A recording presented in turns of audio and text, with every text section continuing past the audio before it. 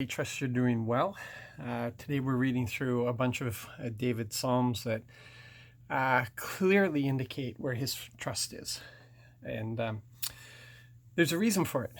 You know, as we face trials, as we face difficulties, there's really three possibilities of reacting. First is that it can absolutely drive us away from God. We can be disappointed in God. We can be disappointed. We can figure he's just abandoned us. And we walk away, wash our hands of it, walk away, find other ways of dealing with things. The second thing is that we can just get numb. We don't walk away. We don't press in. We just get numb. And what numbness does is it normalizes a lack of hope. It just makes it that's the normal way. We become pessimists. We expect bad things. It's not that we abandon God. We'll still worship. We'll still read the Bible, but there's no activity. There's a numbness. There's a deadness.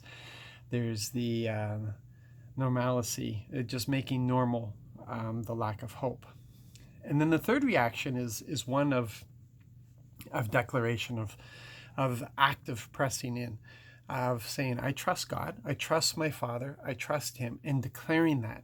And that's the only way that is possible, when it's an act of faith, when we are constantly coming before Him, when we're constantly expressing our trust, when we are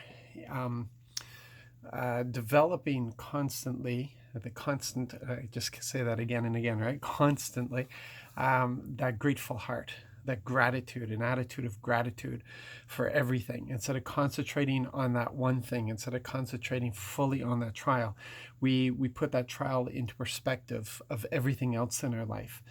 And it allows us to maintain a grateful heart.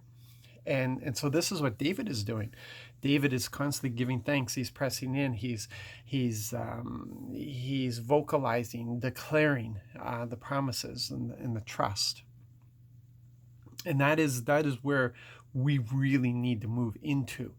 We've got to get into this place of active trust, of this declaration. Anybody can say they believe God. They believe in God. But to live by those promises, to live, and the word tells us, and we keep bringing this up, we live by every word that comes from His mouth.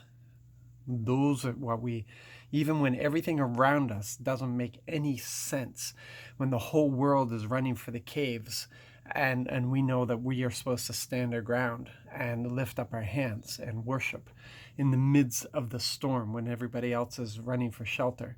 It doesn't make sense, but it's what we do. And it's always justified because of our Father's actions of the past, because of what He has done and who He's proven Himself to be. We continue declaring. We declare, Father, I trust You.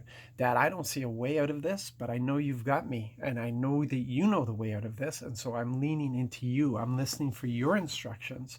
I'm trusting You. You are my rescuer. Salvation is Your work. It comes from You. You are my rescuer. Rescuing me is your job. It's what You do. I don't have to figure this out because You already have. So I just press into You. That's that whole Psalm 91 where we hide under His wing, where we rest in His shadow. We come into that place of intimacy. It is a pressing in.